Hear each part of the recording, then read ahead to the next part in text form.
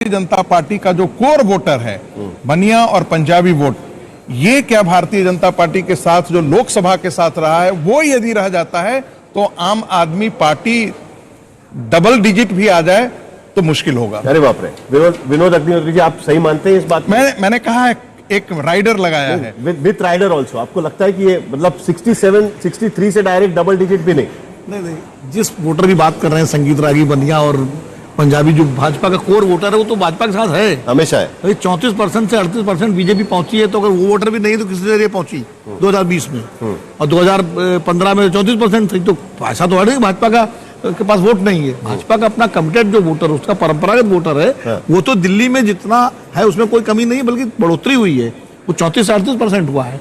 अब भाजपा के सामने चुनौती ये है इस चुनाव में कि 54-55% वोट जो उसको लोकसभा में मिला है, उसमें कितना ज्यादा से ज्यादा रोक सके, कितना ज्यादा से ज्यादा रोक सके। डॉक्टर सुधांशु त्रिवेदी हमारे साथ जुड़े हुए हैं, सांसद, राज्यसभा सांसद और नेशनल स्पोक्स पर्सन भारतीय जनता पार्टी के। Supriya Shrinate, chairman social media and digital cell Congress, वो भी हमारे साथ जुड़ रही है। सुधांशु जी, तमाम शिकायतें सुबह से लगातार हो रही है। आम आदमी पार्टी के तमाम नेता जाकर, हमने देखा कि सौरभ भारद्वाज वहां पर पुलिस से भिड़ रहे हैं, मनीष सिसोदिया जाकर वहां पर कह रहे हैं कि भाई पैसे बांटे जा रहे हैं, पुलिस और चुनाव आयोग इसकी सफाई दे रहा है। ये क्या हो रहा है दिल्ली में? आप किस तरीके से देख रहे हैं जो वोटिंग हो रही है उसको? देखिए साहिल जी, जो आज दिख रहा है इसमें कुछ नया नहीं है। ये पिछले दिनों जब से चुनाव की प्रक्रिया शुरू हुई है, जिस प्रकार का आचरण आम आदमी पार्टी का दिखा है, और दर्शकों को यह ध्यान रखना चाहिए, ये वो पार्टी है जिसको भारत के इतिहास का सबसे बड़ा बहुमत यहां पे मिला। 90 में 67 सीटें, यानी 96% मेजॉरिटी भारत के इतिहास में किसी राजनीतिक दल को नहीं मिली, और सेकेंड टाइम में 90% वोट। उसके बाद उनका जिस ढंग का आचरण दिखा पिछले कुछ महीनों में, आज उसी का एक एक्सटेंशन था, उसी की एक बानगी थी। इस प्रकार की बौखलाहट आपने 2015 और 20 में नहीं देखी। तो मैं इसको यह मान रहा हूं कि आम आदमी पार्टी को अब यह दिखाई पड़ रहा है कि उनकी हार बिल्कुल सामने दिखाई पड़ रही है। तो हो सकता है इस कारण से एक घबराहट, एक डिस्टर्बेंस, एक नर्वसनेस, इस कारण से इस प्रकार के आरोप प्रत्यारोप होते हैं। और ये जो भी लगाए जा रहे हैं कुछ नए नहीं है साहिल जी। जैसे आज कहा जा रहा है कि साहब वो वोटर्स को वोट नहीं देने दिया जा रहा है, यही उत्तर प्रदेश के विधानसभा के बाई इलेक्शन में कहा था। मुझे ये नहीं समझ में आता है कि ये इंडी गठबंधन के जो दल हैं उनको ये कैसे पता चल जाता है कि अमुक वोटर उनका वोटर है और अमुक वोटर उनका वोटर नहीं है। जरा इस विषय के ऊपर वो प्रकाश डाल दे तो बेहतर समझ में आएगा। अखिलेश यादव जी यही कह रहे थे वहां पर कि साहब हमारे वोटर को वोट नहीं डालने दिया जा रहा है। अब ये कह रहे थे सौरभ भारद्वाज की कुछ दूर पहले से लेकर बैरिकेटिंग कर दी गई है जिससे वोटर नहीं आ रहा है। तो ये वोटर नहीं आ रहा तो सड़क तो सबकी है ना, आपको कैसे पता कि वो आपका वोटर है? कृपया वो जो आपके अंदर आत्मज्ञान है जिसके द्वारा आपको ये पता लगता है कि ये वोटर किसका है, वो बताना चाहिए। सुप्रिया श्रीनेत, कांग्रेस की कोई शिकायतें नहीं है जिस तरीके से वोटिंग हो रहा है उस पर आम आदमी पार्टी सुबह से लगातार शिकायत कर रही है। और देखिए, सुधांशु त्रिवेदी कह रहे थे कि इंडिया अलायंस के गठबंधन वालों को ये सब चीजें कैसे पता चलती है? साहिल जी, आपको, मेरे फेलो पैनलिस्ट को और दर्शकों को सबसे पहले तो नमस्कार। मैं राजनीतिक दल के होने के साथ साथ लोकतंत्र में पूरी तरह से आस्था रखने वाली एक भारतीय भी हूं, और मुझे लगता है कि हम सब जो पैनल पर यहां पर बैठे हैं, इतने कम मतदान पर हम सबको चिंता करनी चाहिए। ये लोकतंत्र का महापर्व है। दिल्ली देश की, राष्ट्र की राजधानी है, यहीं पर केंद्र की सत्ता है, यहां पर एक सत्ता परिवर्तन होने को है, और उसके बाद भी इतना कम मतदान। मुझे लगता है हम सबको अपील करनी चाहिए कि मतदान ज्यादा से ज्यादा हो। आगे क्या होता है इससे कोई फर्क नहीं पड़ता, पहले लोग इस लोकतंत्र के महापर्व का हिस्सा बने, क्योंकि ये जो उबासी दिख रही है, ये जो उदासीनता दिख रही है, ये लोकतंत्र के लिए खतरनाक है। मैं पहली चीज ये बोलना चाहती हूँ। ठीक है। दूसरी चीज मैं कहना चाहती हूँ कि दिल्ली के मुद्दे बहुत साफ थे। दिल्ली के मुद्दे प्रदूषण था, दिल्ली का मुद्दा टूटी सड़कें था, दिल्ली का मुद्दा वादा खिलाफी था, और आम आदमी पार्टी को बहुत परेशान होना चाहिए कि लोग उन मुद्दों को सोचकर वोट डालने जा रहे थे।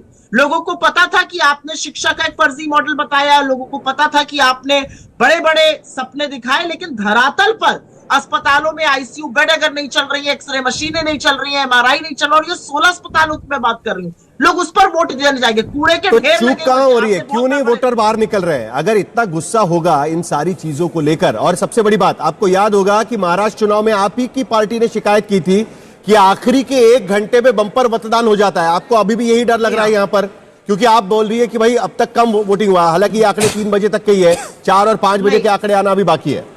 नहीं, डर शब्द का प्रयोग तो मैं अपने जीवन में नहीं करती हूं, तो मैं किसी से नहीं डरती हूं, लेकिन मुझे ऐसा लगता है कि लोकतंत्र के लिए ये चिंता की घड़ी है। और मैंने बार बार ऐसा देखा है कि दिल्ली और मुंबई जैसे मेट्रोस, बातें तो बहुत बड़ी बड़ी होती हैं वहां पर, लेकिन जब वोट देने का वक्त आता है तो लोग उस तरह से पार्टिसिपेट नहीं करते जो हमारे गांव देहात के लोगों में करते हैं, घंटों लाइने में लगे रहते हैं।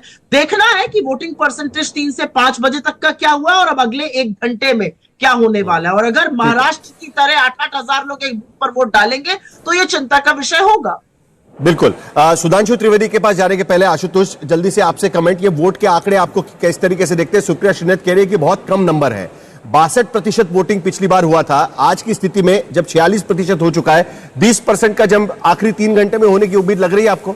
मुझे लगता है 60% के ऊपर निकल जाएगा, क्योंकि अगर जहां तक मेरी याददाश्त। इंटरेस्टिंग बात है ना, मिल्कीपुर में उपचुनाव हो रहा है, वहां पर 9 बजे तक 26% वोटिंग हो चुकी थी और यहां पर अभी 46% तक ही पहुंच पाया। नहीं, अभी हमारे ख्याल से 60 के ऊपर निकल जाएगी, आराम से निकल जाएगी, कोई दिक्कत वाली बात नहीं होगी। और इसलिए भी क्योंकि देखिए आखिरी समय में सारी राजनीतिक पार्टियां, खासतौर वो राजनीतिक पार्टियां जो सत्ता की दावेदार होती हैं, वो अपने तमाम जो वोटर्स होते हैं उनको निकालने की कोशिश करते हैं और आखिरी समय में भीड़ भी होती है। वैसे भी आजकल तो चुनाव जब पोलिंग खत्म हो जाती है तो उसके बाद अचानक कुछ और नंबर बढ़ जाते हैं, तो अगर वैसा कुछ हुआ तो 60, 65, 70 तक भी जा सकता है। 7 तारीख के शाम तक इंतजार करिए। हाँ बिल्कुल, अपडेट जो है चुनाव आयोग तभी दे सकता है। हाँ, ये एक नई परिघटना है भारत की राजनीति के अंदर। नहीं, इस बार तो नंबर जल्दी आ जाएंगे। दिल्ली छोटा शहर है, शायद मतलब राज्य छोटा है। आप कहते हैं ना कि दिल्ली छोटा शहर है। जब टीएन सेशन होते थे, मैनुअल सारा काम होता था, तो शाम को 5:30 बजे डिप्टी इलेक्शन कमिश्नर की प्रेस कॉन्फ्रेंस होती थी, कहते थे अपडेट हम आपको अगले दिन कर देंगे, सुबह 10 बजे नेक्स्ट डे